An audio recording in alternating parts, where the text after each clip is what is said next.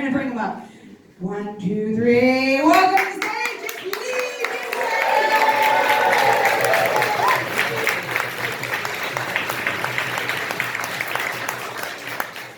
Newell. So, I've stopped drinking alcohol. And but I'm giving myself a gold medal for this because I realised stopping drinking alcohol, it is a tremendous achievement. It's like winning the Olympics because it's hard work to do it. In fact, it's actually harder than I think some of those ridiculous Olympic sports that we see, like race walking. Race walking. What the fuck is race walking? Because when I'm walking home on a night out, and I suddenly get that feeling, that urge, that I need the toilet, more specifically a poo. And you look round and assess the territory, and there are no tactical options around, so you think you've got to get home very, very quickly. Panic ensues, and you can't run. Because you shit yourself. So you have to balance speed with the skill of keeping your butt cheeks in. And your bowels seem to know that as soon as you get home, by the time you get home, you are going at pretty pace. So by the time I get home, I am faster than most of those race walkers. And when I say that I'm stopping drinking, it's never said the same as I don't drink. Because those people who say, I don't drink, more judgmental, authoritarian. And it's usually responded, the English culture replies, doesn't drink. Boring. Me, I tend to think more civilized. I externally am, interesting. Internally, I don't get a specific response. I'm like, you're a fucking lunatic when drunk, aren't you? You're not allowed to drink, are you? So if you're not drinking, what crazy shit are you doing instead? And is my life now in danger? Because everybody needs crazy in their life to keep sane. It's why the person who's not been out for 6 months, when they get to the bar, the first thing they shout on their round is shots. And they always do it suggestingly, shots. And that quickly turns into a command, shots. So more of a desperate plea, shots, please, someone have shots with me. Because you know the night is going to end in some form of arguments, one-night stands, or metaphorically waking up naked, face down with the traffic cone hanging out your ass, still with your hand with your camera to take a photo, to capture the moment. Because it's easy to have fun from drinking, it's hard to give up, you have to be disciplined. And how often do you hear the expression, I'm only going out for a couple, can't stay that long, got a big meeting in the morning. It's all lies, it's the biggest lie we tell. And have you ever heard this? Darling, I'm just nipping out for 10-minute run, lap round the park.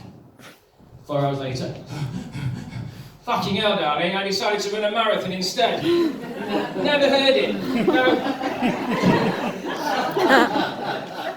Since I've stopped drinking, or stopping drinking, I've noticed my crazy times are less. And that means that, I was a lover more than a fighter. I see less girls now because I'm not out as much. But on a Sunday morning, I am still holding someone closely, holding someone tightly.